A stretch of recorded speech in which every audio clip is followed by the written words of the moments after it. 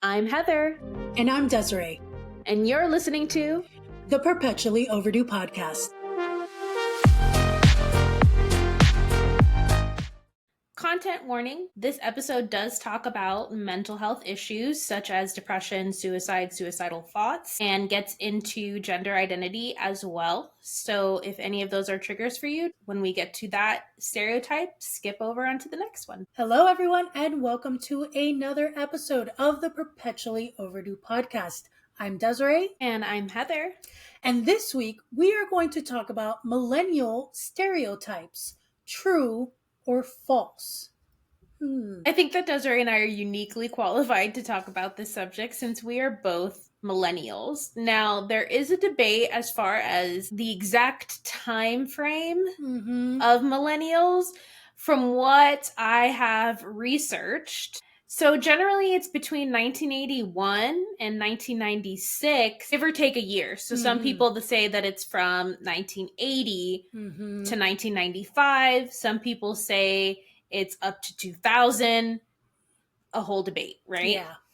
So, and for me personally, I always struggled with that. I'm 83. I'm like right there.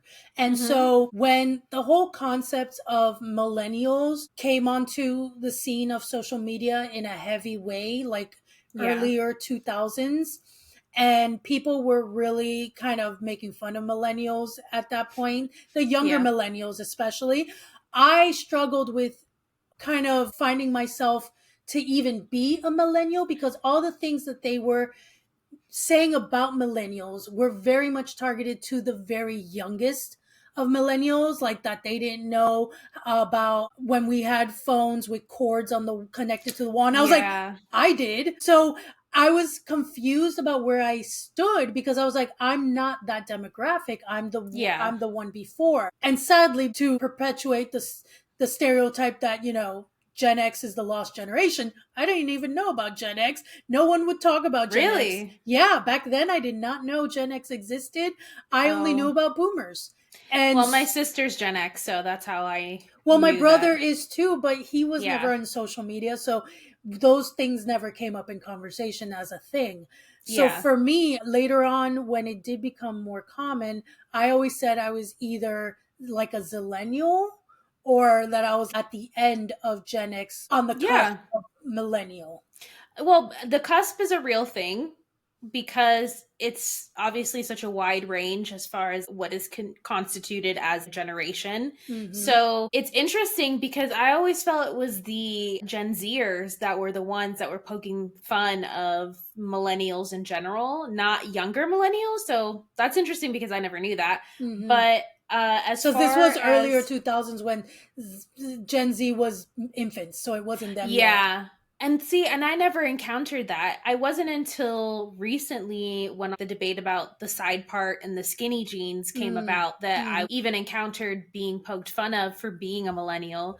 But since my sister was Gen X, I knew that we were a little bit on different wavelengths. We're about 7 years apart. So she's like in the heart of Gen X. And I knew that there was such thing as a cusp because even with the astrological episode that we did, my birthday is the 21st of September, which puts me on the Virgo Libra cusp. And I know that people will debate and be like, there's no such thing as a cusp. Whatever. I think that when you lean closer towards one specific sign, like I'm at the very, very tail end, literally the last day to be considered a Virgo. Yeah, there are going to be some characteristics that overlap. And it's the same thing with Gen X and millennials because we are on the tail end as far as like the beginning of what is considered millennial. Yeah, there are things that we have experienced, even if they were when we were super duper young. We still have memories. Like I still have memories of caller ID and having a corded phone in the house. I still have memories of dial-up and AOL and chat rooms and things like that. So it's weird to me because I forget that there are people within our generation that don't know what that's like. Like my husband was born in 1990. I forget. I never put it officially together. The year? I know. I make fun of him sometimes and I'm like... I'm 8 years older than him? Oh Yeah. That's disturbing. I know. I'm 4 years, 4 years because Yeah. of the month. But like, I'll make fun of him sometimes. When I have to fill out his birthday on like a document, I'm like, what was it, 1999 again? He looks at me like, no. He's a 90s baby officially. That's He is a wild. 90s baby. Like, we were kids in the Yeah. 90s, but he was a baby. He was literally a baby. We're 80s I mean, babies. We were born in the 80s. Yeah. I know. I mean, 86, which is But- on the tail end of 80s, but yeah. Yeah, but it's still, you're still an 80s baby because Yeah. you were born within the 80s. It is weird to be, instead of being like smack in the middle where you feel through and through millennial. And a lot of what I see on social media as far as people, their whole accounts being about being a millennial, a lot of them are people our age who are talking about things that we experience. I don't know, have you ever come across that before, where they talk about the way that they used to do their hair back in the day with like the zigzag parts or the music that they listened to? Have you never seen the accounts that are like that? And we're talking about like Britney Spears, NSYNC days, and they're our age. Because when it first started, the whole pitting who are millennials, who are not, whatever, in the earlier 2000s, I didn't really know where I stood. So then as that evened out, as we got older, I've never felt like this proud millennial. That I never looked up accounts that were like that. But there is this one woman who, she's constantly showing music from the 90s and doing TikToks. I've sent you stuff from her that she's always either driving in the car or she's cleaning her house, and suddenly NSYNC or something comes on and she transforms and goes full dance mode, and her kids are like, "You're so embarrassing, Mom." That's the only millennials related content I probably have come across. Yeah, I don't know how I came across them because none of these accounts I follow, but I see a lot of the content come up. There was this one girl who, she got really big because she basically poked fun of herself in the way that she used to do her makeup back in the day. Do you remember the Maybelline Cushion foundation? Oh yes, the squishy one. Yes. So apparently she used to get that, but like not in her shade, very orangey, and used to put it all over her face. And then she would do, this was not popular where we were from, but she would do the concealer lip. That was later 2000s when Lady Gaga came out with even her nude MAC version that pretty much is concealer on your lips. Well, this girl used to do it earlier, like when she was in high school, because she's our age. She's in her 30s. Is she blonde? She's blonde. I think I know who you're talking about. Yes. Because then she does this other character of later 2000s where we oh god, because I did this too. The really thick ass eyebrow with a very sharp extreme contour, that kind of thing. So she kind of shows her progression between being in high school and how she, and of course it's an exaggeration because you see actual pictures of her in high school. It's not that bad. But it's funny relatable. Too. Like, it's so relatable. The hair extension, the clip-in hair extension. And when you iron your hair, but the back, you're like, the back is none of my business. The back, I have no idea what it looks like. How many times do people see the back of our heads? And it's girl, the back of your head is ridiculous. It's ridiculous. So yeah, I feel like a lot of these still do apply to us because we're a weird amalgamation. I mean, in terms of millennial, I feel like a lot of the content that I see about millennials, a lot of the stereotypes I see about millennials, I'm like, I can kind of relate to that because we evolved, right? And this is not one we're going to get into, but one of the stereotypes is that we're like the avocado toast generation. Oh God, yeah. That wasn't a stereotype when we were younger. That's like as an adult millennial. And it started with every influencer in LA. And then after everyone saw every influencer on YouTube, because this was before TikTok, doing their avocado toast, it was like, oh, now everyone has to have an avocado toast. And girl, I've done it. I mean, I still do it, Exactly. because it's part of a high protein breakfast, but it Exactly. wasn't why it started that way. No, no. And honestly, I do agree that it is ridiculous in terms of the price when you go get it someplace, like at a restaurant or something. I was When I'm like, I like, could make this at home I spent for a way less. $1.50 on 4 small avocados.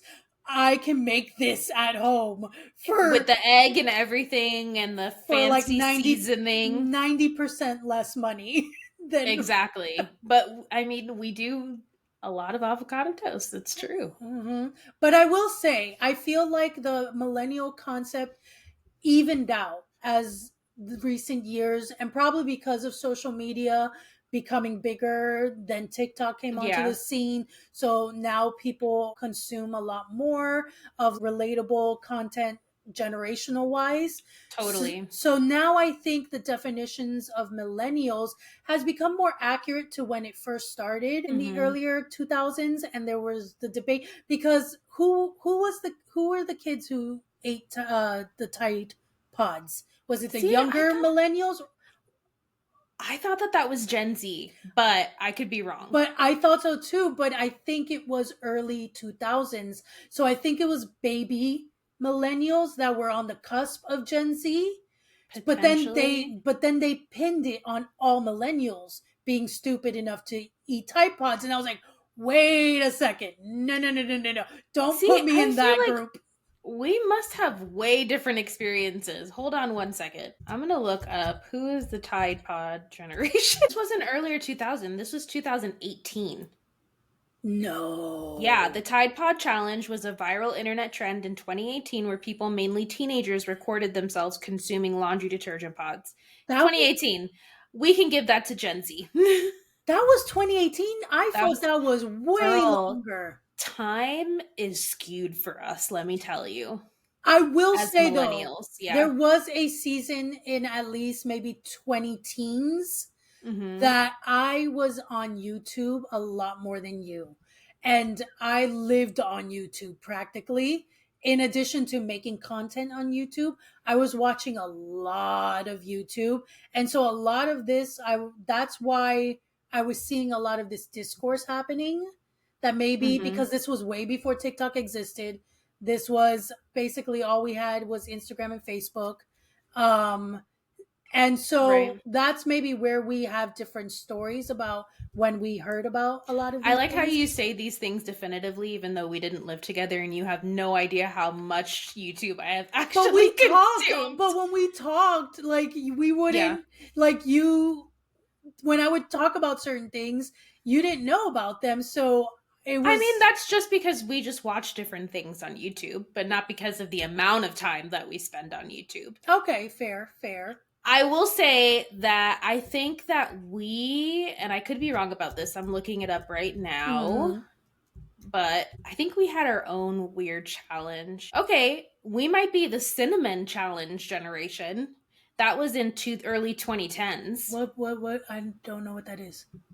It's see, and this is the thing where we're different. It's the same thing as the Tide Pod. You take a Yes. spoonful of Okay. cinnamon and you Yes. eat it. I think that Yes. was us. That was the baby millennials that Yeah. did that one. But I mean, it's still edible. Whereas a Tide Pod is Was you're poison. literally poisoning Yeah. yourself. Yeah, but no, younger millennials Yeah. definitely were the 20 teens era Hmm. of Yeah. stupid shit on the internet. Totally. I mean, their stupid shit is different than our stupid shit because since social media was still new, Mm. challenges were not a thing. Hmm. So, like, our stupid shit was posting 20 pictures of the exact same thing. Yeah. Or have you ever seen that video of there's like, it's three kids, two girls and a boy, and they're singing, they have this horrible raccoon eye makeup going on, and they're singing an Evanescence song and I may have. they recorded themselves singing an Evanescence song. And what was so terrible about it is this is before people really understood that you can actually edit the song into the video. So it's literally just playing in the video, and they're like singing along and being all emo and like, Oh, and wow. you're hearing Evanescence in the background, but you're mostly hearing them sing and not sing Evanescence. So like at points they were saying the words and then at points they weren't. And then at one point this girl pretended she was screaming, but because she didn't want to actually scream, she was just like, nah. In the video. It's so cringy. It's so fucking cringy. That's our embarrassing times. I mean, thank God. I don't think YouTube was a thing, That was or wasn't beginning days. Well, that's what I mean. Yeah. Thank God YouTube either wasn't yet a thing or just was so beginning we didn't know how to use it for our music video. Oh my God, thank God. That we did film and had a full, I think we even edited it and we made it a full video you could play on. We did. We put the song over it, but these kids did not. But I'm saying, thankfully we didn't know to upload something like that. I know, that would have been super embarrassing. It was still better quality. I remember the scene where the male lead tried to open my door and it got stuck. So you can kind of see him like struggling with the door and pushing it open. And then my family computer, which was in the living room, and you could see it as soon as you opened the door, it was on. So the screen has like all of these, you can see the monitor in the background with the hazy screen just going back. And because when you used to record like a computer on, especially at that distance, it just showed the like quality was like 480. It was so bad. It was so bad. But because you mentioned the girl screaming, I remember the scene where you're losing your shit as the character. Oh no. And I'm just doing this with the camera to make it all like dramatic. Yeah, that's right. Because I guess we didn't understand Zoom, but no, and then I don't know if it had Zoom. At the very end, because I tore up her room. We used her room as the set. I tore it up and I tore up a bunch of paper and different things like that. And there was a magazine. And I remember the very last shot you honed in on this magazine. And I can't remember what it said. But it was supposed to be this dramatic, like, revelation of why she was losing her shit kind of a deal. I mean, basically, my partner in the music video cheated on me, and I found out and I lost my mind. It was to an Emery song. We'll just leave it there. So, Stereotypes. Oh, gosh. Let's go. Let's actually get into it. Holy shit.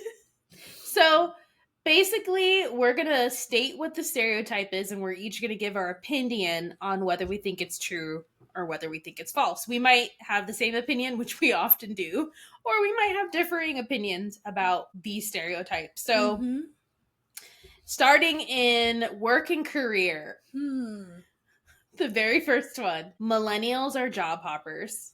True or false? See, here's the thing. No, wait, before here's the thing, you have to say true or false. Okay. I would say this feels like when a lawyer comes at you and they make you answer, but you're like, but there's context. I will say true. Because remember that we have another episode that you guys will either have already seen or will be seeing after this, where we ask each other questions and it was a yes or no situation, and she made me answer yes or no, even though the answer was way more nuanced than that. So I get where you're coming from. Yes. So I will say true, and then you answer and we can explain. I would say true as well. And the reason I say true with an asterisk is because we were in a time where jobs very much changed to what they used to be. You, as someone who's educated, can't find jobs in your field. And so I feel like a lot of what was easier about careers in the past became more difficult. I also feel like as millennials, we started creating a higher standard for quality of life and chose to maybe not commit to a soul-sucking job for 20 years just for the sake of like that's what you're supposed to do. Yes. And so I think people our age became very experimental about finding different avenues of income. Yeah. I would say for me, because I had undiagnosed ADHD, I would change jobs every couple of years because I would get to a point where I didn't want to be there anymore. And the thing is that we were taught growing up by our boomer parents that you need to stay at your job for as long as possible, that it's good on a resume. It doesn't look good if you're constantly jumping around. But weirdly enough, I actually heard if you're not getting a promotion every 2 years, you need to move on to a different job. Ooh. So the standard has changed as far as jobs go, because nowadays versus when we were younger, they don't want to give you promotions. Even if you've been working in that company, a lot of times they'll hire outside talent to come into the company. I saw that a lot when I worked at Starbucks, where it was a struggle for shift supervisor, which is what my position was, to be promoted to assistant managers. And they ended up hiring people that were already managers in other companies. And it just did not translate. These people did not know what they were doing. They didn't work from the ground up.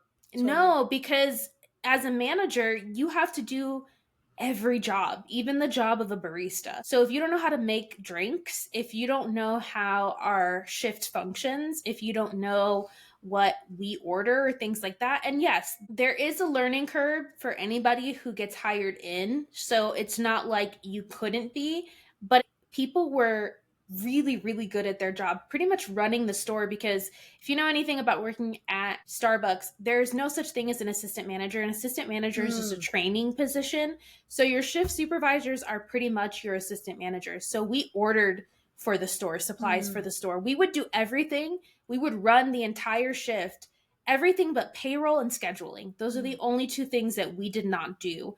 And yet we were not being promoted, and we had to jump through all of these hoops. Yet other people were being promoted that were coming from, like, I remember this one lady came from Fazoli's, and she was a terrible manager. Just terrible. And so what ended up happening is that people ended up picking up her slack. But I'm glad that the standard has changed. I totally agree with you that the quality of life has definitely played a factor in millennials jumping from job to job to job. Turnover rates, especially in customer service and retail, are so high anyway.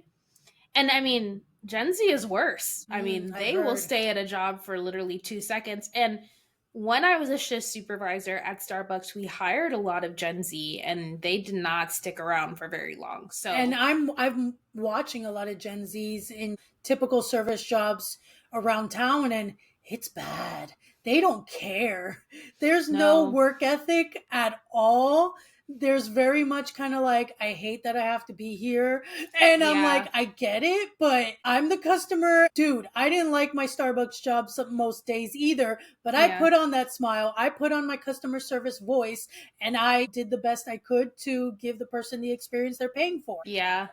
I kind of feel like we paved the way, though, for Gen Z to be the way that they are. Mind you, so I will say that this is not all Gen Z, just as like anything that we say are not all millennials.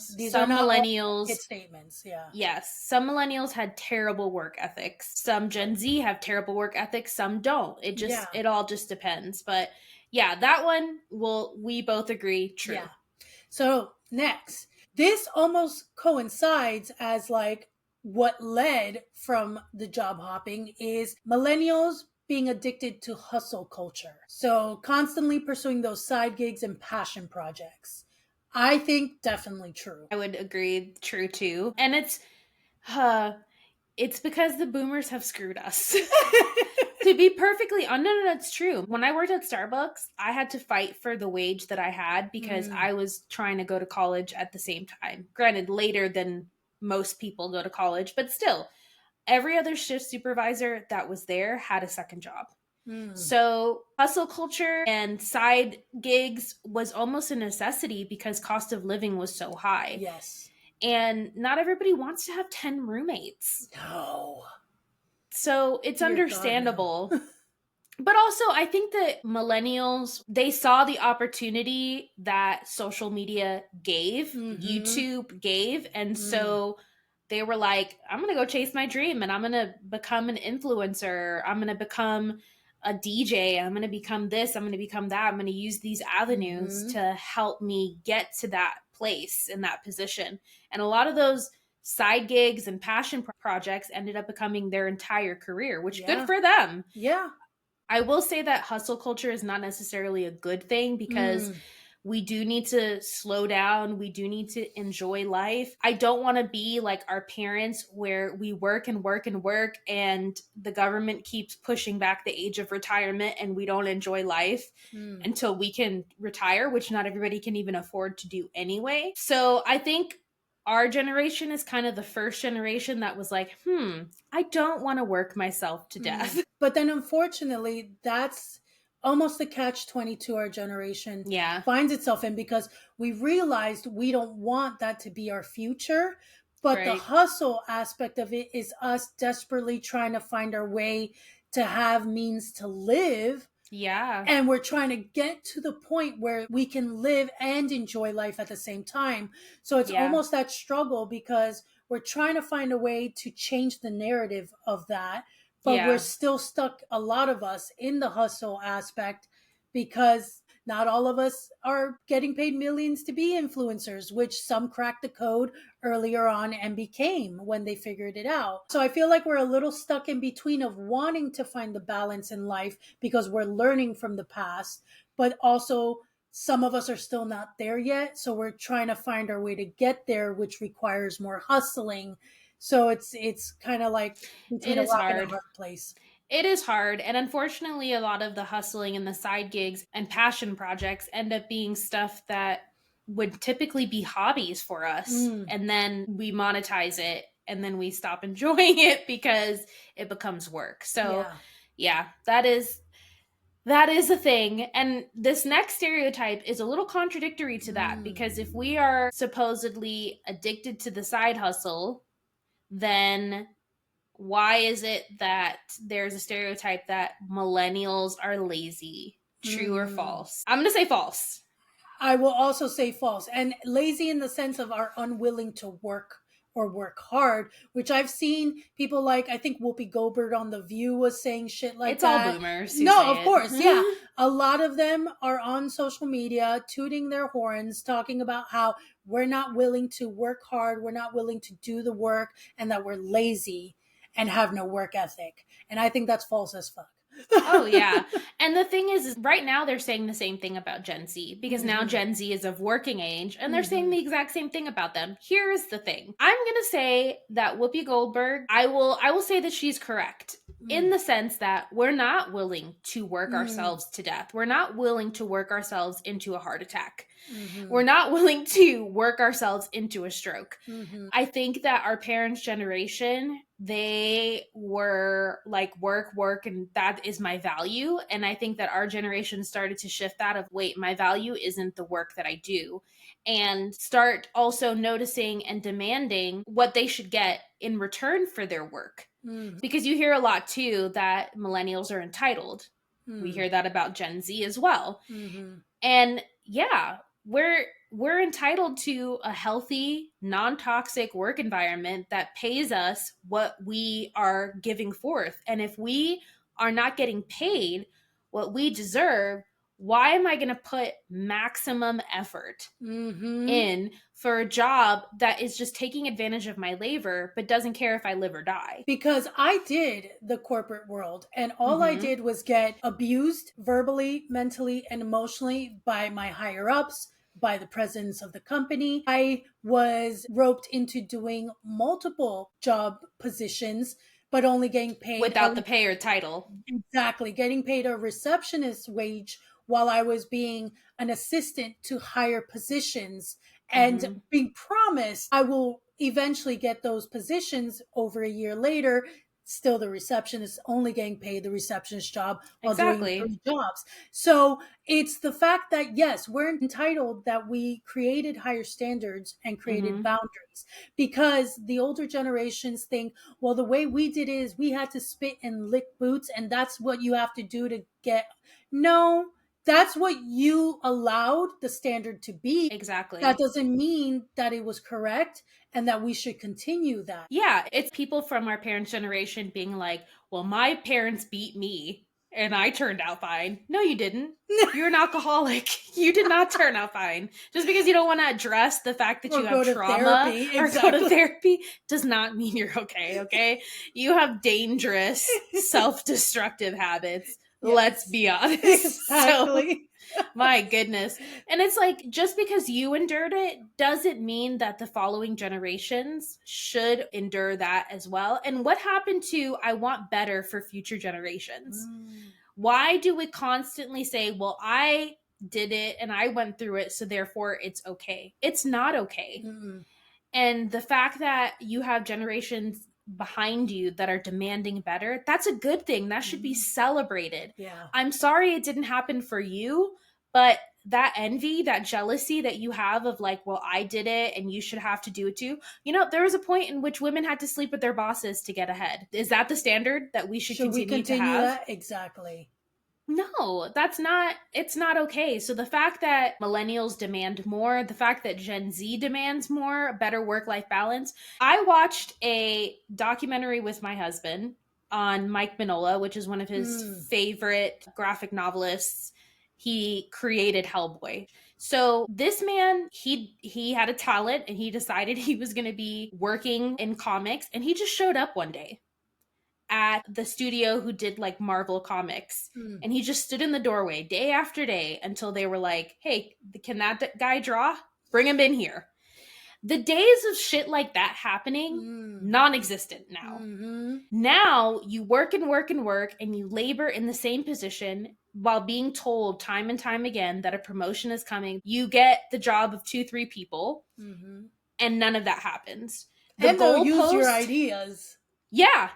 The goalpost has been moved so far. It is not what it used to be. So for boomers to be like, I just worked hard and I made my way up, that's great for you. You lived in a different time. Yeah. But that is not the case now. Now you can work your ass off and what you get is treated badly. That's it. Yep. You get your ideas stolen, you get credit removed from you and put onto your boss. You get the job of 2-3 people without any assistance or a pay increase or a title. That's where we're at right now in terms of the job market. So it's not the same. So moving on. Next, we're going to talk about the category of lifestyle. One of the stereotypes is that millennials experience delayed milestones, waited longer for things like marriage, kids, and home ownership. True or false? I would say true. Well, true asterisk, because I think there's very much almost a clear middle. There's always a reason. Yeah. No, but in the sense that there's a category of millennials that very much were the opposite of that. Whereas there was a other half of millennials that are owning this. I would probably say a good majority at least fall under one of those categories. So I'm going to say true for that. Because even if you didn't wait long for marriage or children, you might not have been able to be a homeowner, because there's a reason, right? It's not just that millennials collectively woke up and decided we're just going to do everything late in life. Yeah. Some of it was out of our control, and a lot of it had to do with cost of living.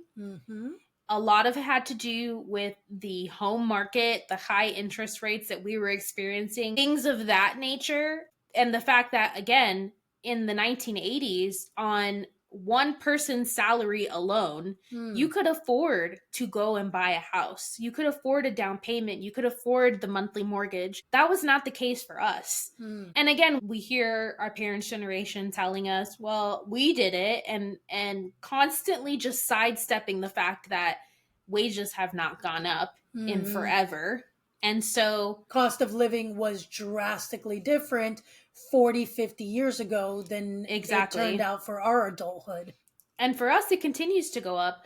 I am an adult millennial who at one point did own a home, and the interest rate was so high that my husband and I, even though my husband makes a very good salary, we were pretty much house poor, meaning all of our money was going into our monthly mortgage. Thankfully, we were able to get out of that house, and we decided we're not going to purchase a home until the circumstances are better.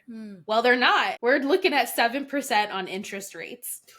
Pre-COVID, that was about 4 and 4.5% as far as like home ownership. So and things were already going up pre-COVID, and they continue to go up. So it's almost like even if we wanted to, there are circumstances that are out of our control of being able to afford that. we're not stupid. So we're not going to just go and have a bunch of babies that we can't afford to have, or get into a house that we can't afford either. We're talking, there are people, depending on the city that you live in, that have 3, 4, 5 roommates, and they're adults. They're in their late, they're in their early 30s to mid 30s to beyond. Like, there's nothing wrong with that. My favorite show is Golden Girls. They were all roommates. But when you don't want to, exactly, and you have to, that's when it's not fun. When you would prefer not to, but you really just don't have a choice. You don't have a choice. You need to be able to pay your rent. Yeah. What about you? What do you think is the reason for it? So in addition to all the aspects you said, when it comes to like marriage and kids, I think the delay for a lot of millennials is also that the dating game changed significantly for our generation. Yeah. Once internet and dating apps came into the scene, it completely revolutionized in positive and negative ways, how people began to date. And it became harder for people to feel like they could find someone to commit to. And there were a lot of people that felt like also, you know what? I don't want to commit. Now I have the pick of the litter. I'm going to enjoy my life and have fun. So I think it changed a lot. What? It's just that me with the finger, like looking like a grandpa. Yes. I like that point. Go ahead. I love that. That has to stay. So I think that also is what significantly shifted the marriage game for our generation. And then you had 100%. Those who did want to get married sooner, but because the rules changed, it also felt like it became harder to find those willing to commit earlier, which thankfully, as much as I thought I wanted to get married in my 20s, I am so glad. Oh my God. I am so grateful to whatever is in the universe protecting me from making those mistakes. Yes. Because holy shit. I would have been divorced. Definitely. Because, oh God, no. And then that goes to show also is that a lot of us, once we hit our 30s, we started realizing that a lot of the romanticizing we did about life in our 20s, we got smacked with reality that life and society and economy and all these factors are not what we were sold. They were not the American dream we were sold. And suddenly we were being faced with real consequences and had to change the narrative to survive. That is really the thing, the American dream that we were sold, even with college. I mean, we're the most educated generation as of right now.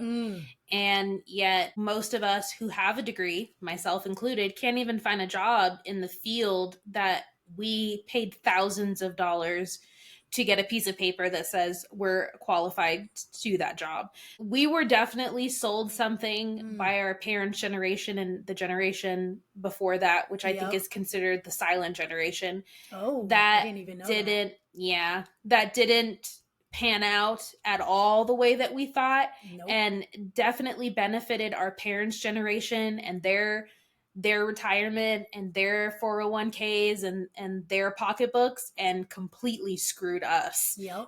Most of us are in debt up to our ears, especially with school debt and loans and things like that just accrue interest, which is why people like Biden was pushing for an alleviation of student loans, because it is crippling. And it is crippling our generation. And we are now the generation that is buying things. We are the ones that are in control of trends and different things like that, at least for the time being. But all that to say, I totally agree with you. I think that there are other factors. We're a lot more career oriented, especially women, because women have more rights now than they used to. And so people are focusing, especially women are focusing more on their careers. So they're getting married later. I think we also realize that we have a choice. We don't have to get married in order to have a life, and we don't have to have kids if we don't want to. So I think that we're also a generation that defies social norms. Yep. And so it's not just circumstance that has affected it, but it's also personal choice. I don't want to have kids. Desiree doesn't want to have kids. Nope. And that's not just because of the economy or the state of the world, which is in the garbage, but it's also just because it's not a personal desire for us. And when we were younger, we got the pressure of, we still get the pressure of, when are you going to have kids, kids. And it's still unfathomable to some people that there are people that exist that don't want to have children. Yeah, so that's a whole fun discussion for another day. Yes.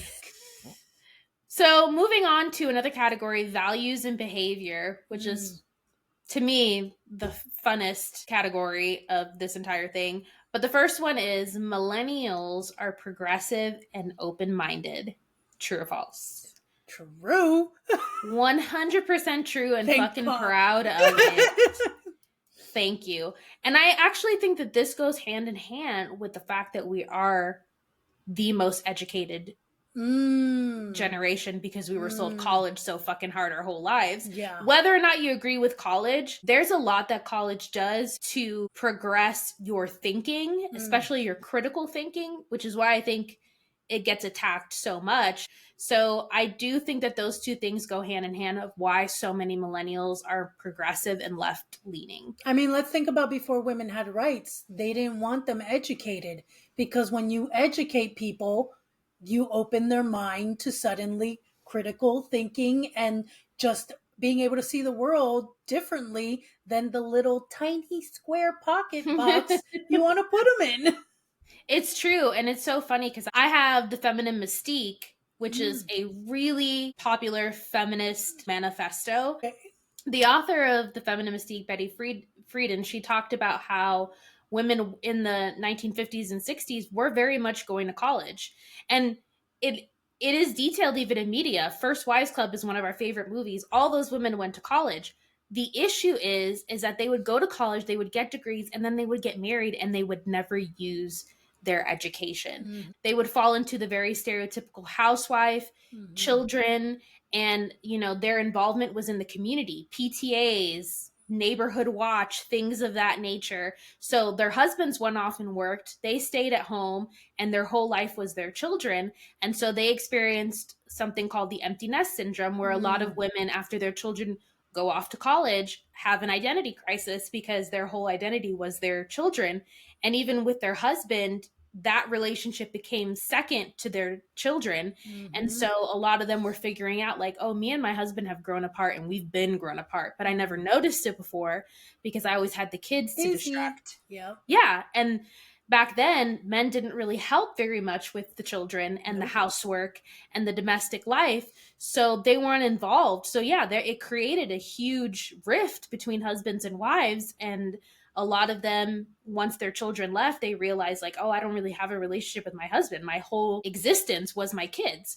So the fun fact about that is that if you ever seen 10 Things I Hate About You, which I know you have, that scene where Heath Ledger's character is following Julia Stiles' cat in I think it's a bookstore. When he runs into her, he's like watching her through the bookshelves, and he runs into her and he's like, oh, do you know where The Feminine Mystique is? I've lost my copy. And then they get into this whole conversation as she's looking through this bin, and then she gives him a smarmy remark and then slaps the book onto his chest. That's that book. So, oh my God, I never. Yeah. Oh, nice. Yeah. That's so, awesome. I mean, it was huge for our generation. I think feminism in general was huge for previous generations, obviously, the first wave of feminism.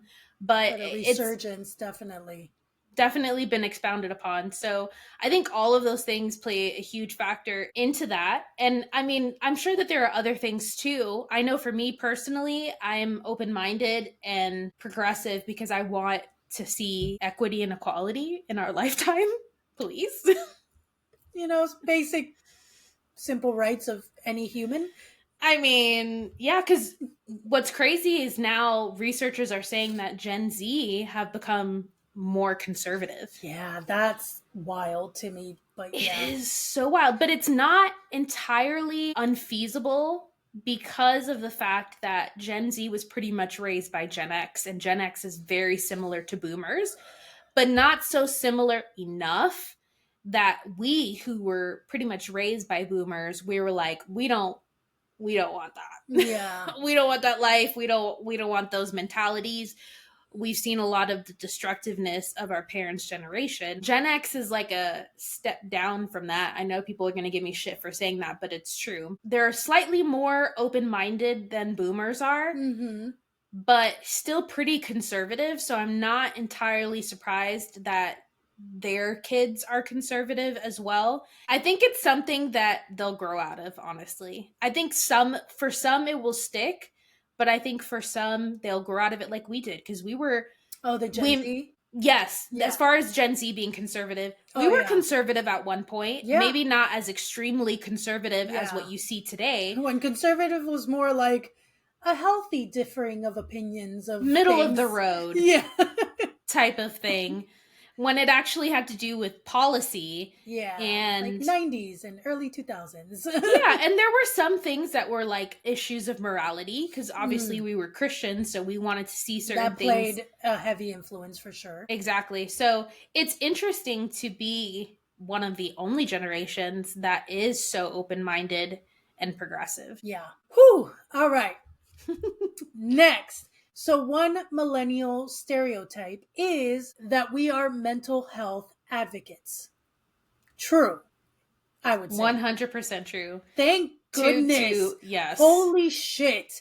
And I know that now, especially, the hardcore conservatives are trying to say we're making all that in our head and that it's been bullshit this whole time. And that's very sad that they're trying to push that narrative. But thank goodness that as millennials, we very much finally put a huge spotlight on the things that our parents' generation was very much taught was taboo to talk about, was stereotyped as only for quote unquote crazy people that are in psych wards. Like that was the only concept of anyone who had mental health struggles. They only fit in that category. Right. That those who end up in the loony bin, as they used to say, sadly.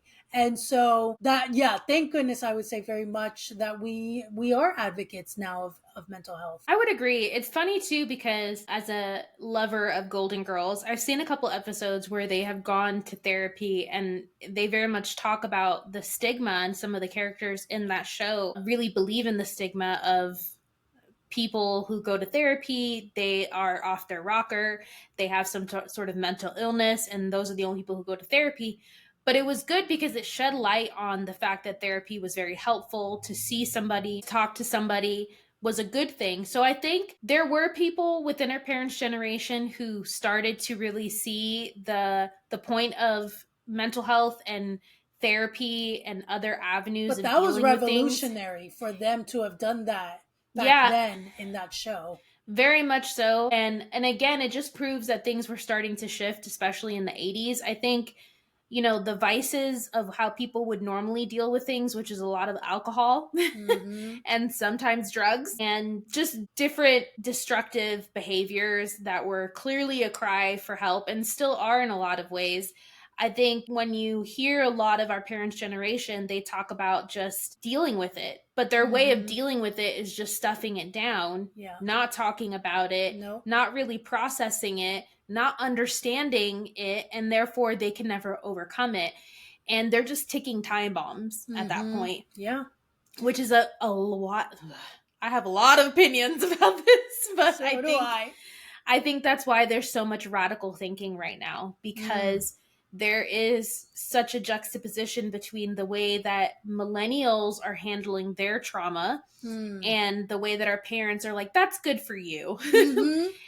And then not handling their problems, but it always manifests in different ways. And sometimes that manifestation can look like joining dangerous groups of people and having very negative thoughts about certain people groups, blaming other people for how your life turned out, when really that was always in your hands, and you could have gotten help, and you could have had a better life. You could have been happier.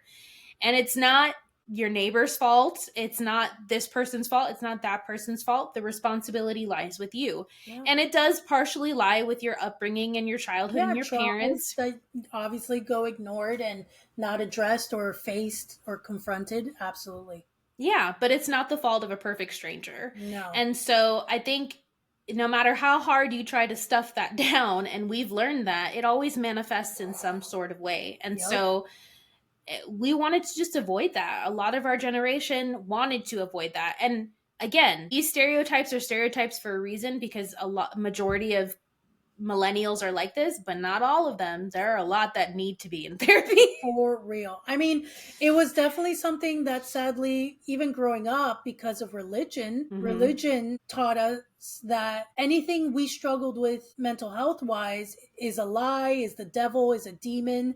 So if you're doing really well with Jesus, you shouldn't be dealing with these things. So I even remember, go figure, my mother tried to send me to therapy when I was still in the thick of religion, but I was Mm-hmm. also in one of the worst depressive episodes I had been in my life. Yeah.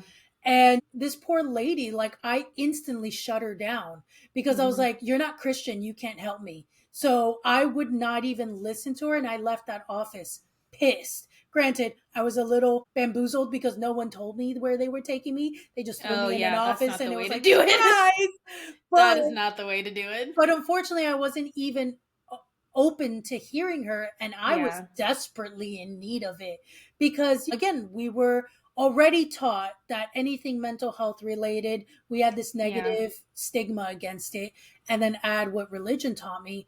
But it's also one of those things that not only did we grow up not wanting to be like our parents, it got to the point that a lot of us, like, we could not keep ignoring these things anymore. Things No. were bad. And honestly, if social media hadn't started shedding a light on mental health, I don't Mm-hmm. know if I would have not taken my own life at some point because people would just get to the point where we just felt hopeless and helpless.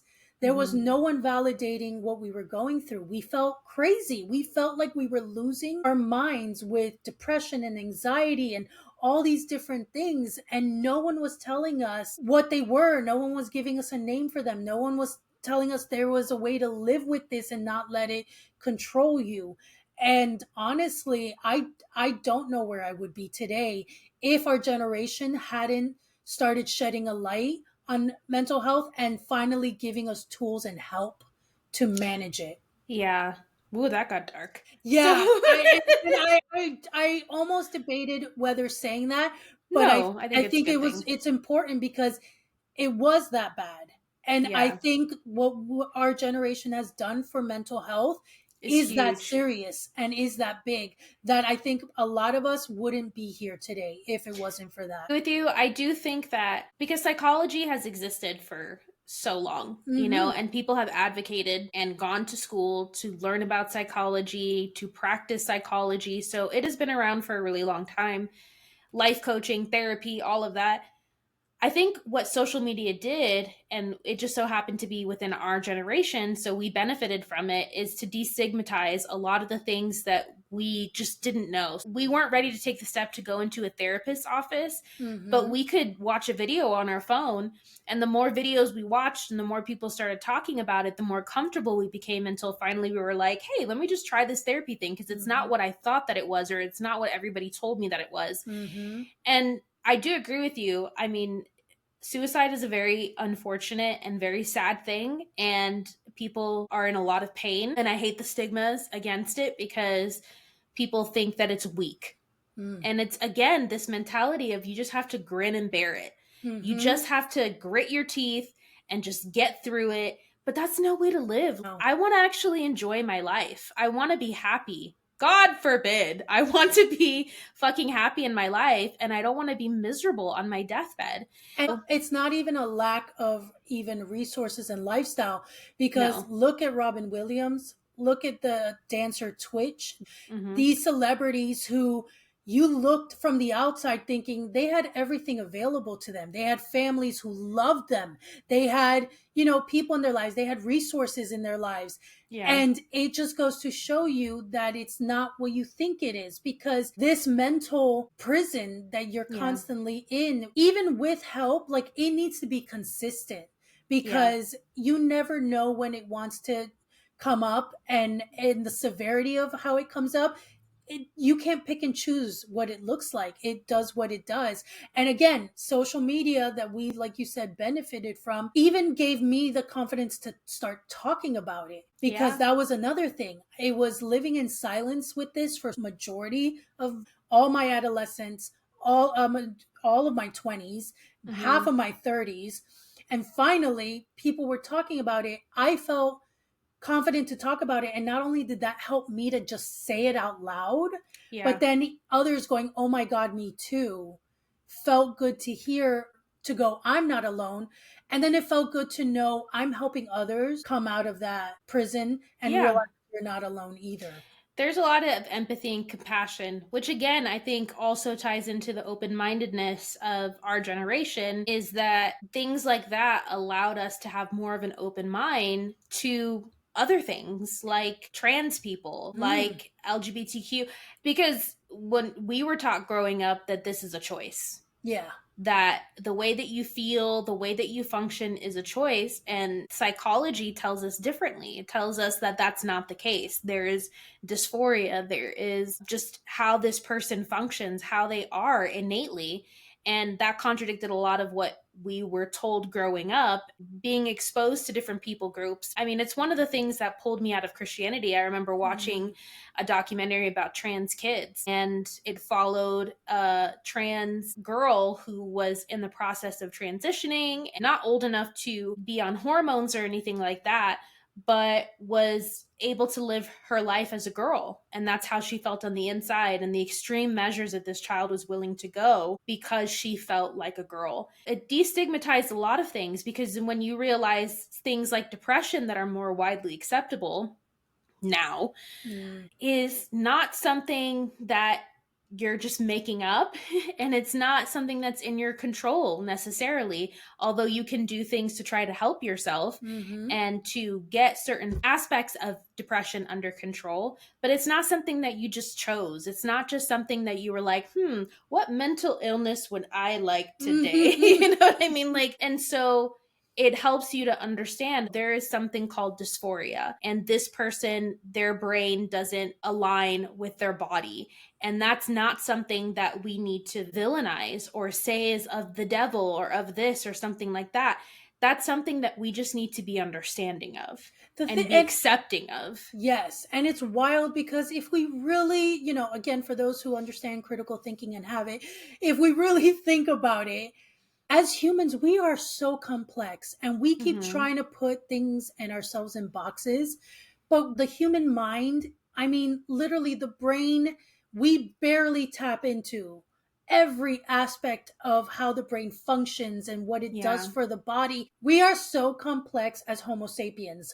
There is so much more to us. So if you believe in science and you believe in the fact that obviously we evolved billions of years between, monkeys, cavemen, to what we are now, the fact that as humans, we are ever evolving in our ideals, in our understanding of things. Because again, I think we're unraveling so much more of just what we can be, what we've always been. We're evolving in our understanding as well, and we should be open to that. It's true. And I will say that the boxes are definitely killing us. I don't know why we need them or why people need them. I think it gives them a sense of safety and order that they so desperately need, but they're also holding us back and definitely hindering us in a lot of ways. But I will say that the concept of being trans or two-spirit is what a lot of indigenous cultures call it, is definitely not new, and is something that is been around for a really long time, but it's also something that has been squashed out due to colonization. So a lot of people who identify as two-spirit or as trans, and not everybody who identifies as trans identifies as two-spirit, just to make that clear, but the idea of two-spirit people, and especially in the indigenous culture, two-spirit people were seen as being special. They were praised and treated with reverence. And so it's very different now, and that is a lot due to colonization and the boxes that we put ourselves in. But for the last millennial stereotype, and one of my faves, is that millennials are very nostalgic. True or false? I'm going to say true. I'm definitely going to say true as well. And we have a 90s throwback episode to prove it. For real. This was done way before we even came to the concept of this video. So if anything, if we thought it wasn't true, we would have proven ourselves wrong. So. Oh, 100%. And we've seen a resurgence in vintage pop culture. Like now you can go into stores. If for us, it used to be Target before we started boycotting them. But when you used to go to Target, you used to see things from when you were like a kid. Toys like from, oh, what was that one horror movie with the really cute Gremlins? Yeah, you used to see things from Gremlins, Beetlejuice, all sorts of stuff that have now come back. I mean, Beetlejuice is a movie that was done in like the late 80s, early 90s. Yeah. We just got a sequel now where Jurassic Park was a movie that we grew up with that had sequel after sequel. That's also been resurrected. And again, it's has a lot to do with the fact that we are the buying power right now and a lot of consumerism. And so a lot of things are being catered to us in our nostalgia for our childhood. Whether the childhood was perfect or not, we liked the content. We liked the media. We liked the toys that came along with it. And I think we as a generation give ourselves permission. And I love seeing this, not just in our generation, but in older generations as well. The permission to take back what you lost in childhood. You know, I love when people get onto social media and they're like, a lot of people don't like the way I dress because they don't think it's age appropriate, but I'm dressing for 16-year-old me.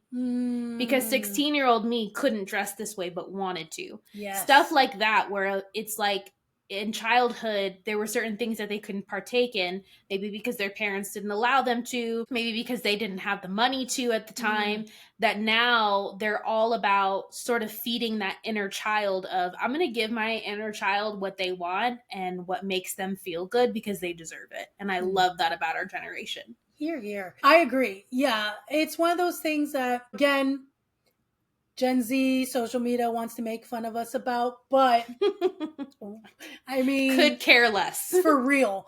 And it's one of those things that I don't think there's anything wrong, because it wasn't just the fact of the things, the fashion. It was such a different way of life because it was pre-internet, pre-social media. Life was drastically different, and the way we enjoyed life was also very different. And so the fact that we are nostalgic at times for that, it makes total sense to me. And there are certain things that, as much as they've tried to replicate now, you can't. Things in the 90s, it was for that time and era. You can't replicate it or remake it now. It doesn't hit the same, for sure. No, it doesn't.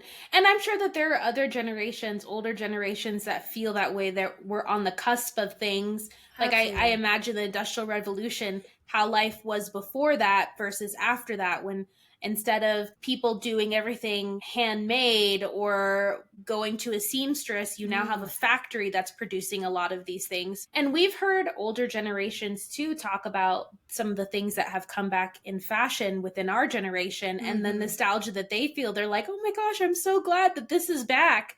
I'm so glad to see flare jeans. Flare jeans was like a take on bell bottoms. And so I'm sure a lot of people felt really nostalgic seeing that come back into fashion, but also feeling like, well, it's not the same. It's not the same as the bell bottoms of the 60s and 70s. And the reason why I don't really give a lot of stock to what Gen Z says isn't because I don't respect them as a generation. You'll have your time. Exactly. It's more so that I'm like, you're going to go through exactly what we're going through with Gen Alpha. So good luck. For real. Your time is coming. Your time is coming. And when you get older and you start seeing things of your childhood come back into style, whether it's something that you want to participate in or not, you're going to have nostalgia about it. And Gen Alpha is going to look at you and they're going to be like, oh, we invented this. And you're going to be like, yeah, right. And roll your eyes too. Exactly. It's funny because I actually had a moment, not exactly like that, where I was watching someone like streaming in the background, and they were panicking and lamenting that they're going to turn 29, and they were like, it's so old, and they were crying. And in my head, I'm looking at them going, wait till you're in your 30s, you're going to slap yourself for thinking 29 was old. But then I had to stop myself and remember, I literally had a quarter life crisis at 25 because I thought I just went over the hill and life was over at 25. So I was like, Desiree, remember when you were that age? Yes. And the perspective you had on age and getting older.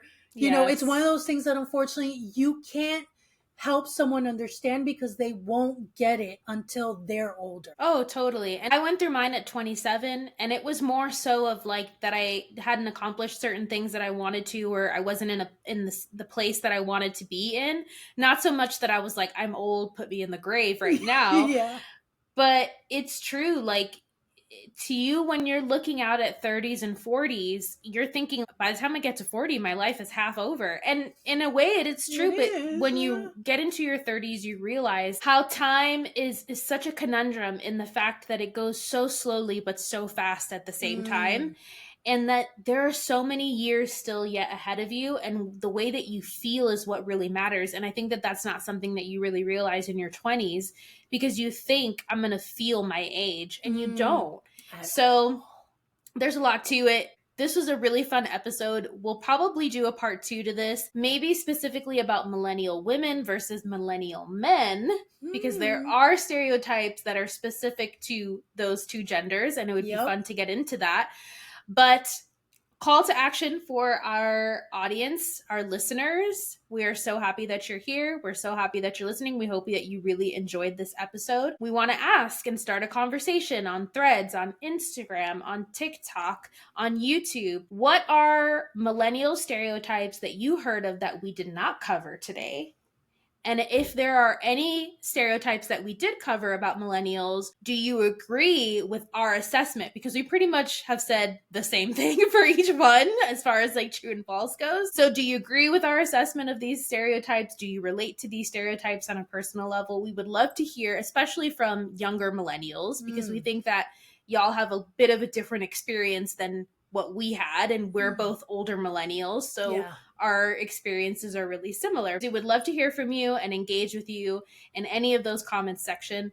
Desiree, take it away. So friends, I had to go with the same aggression you did. Friends, be sure to like, subscribe, do all those fun things. If you're on YouTube, if you're listening to us on a podcast platform, be sure to follow us. And also, if you can leave us a review on said podcast platform, that would be fantastic, because that will help others who would enjoy our content to find us. And yeah, friends, this was awesome. It was very nostalgic, how millennial of us. But I think we had actually some very fun and surprisingly deep insight into some of the stereotypes that are placed on millennials. Let us know if you agree or disagree. And until next time, friends, we will see you all very soon. Bye.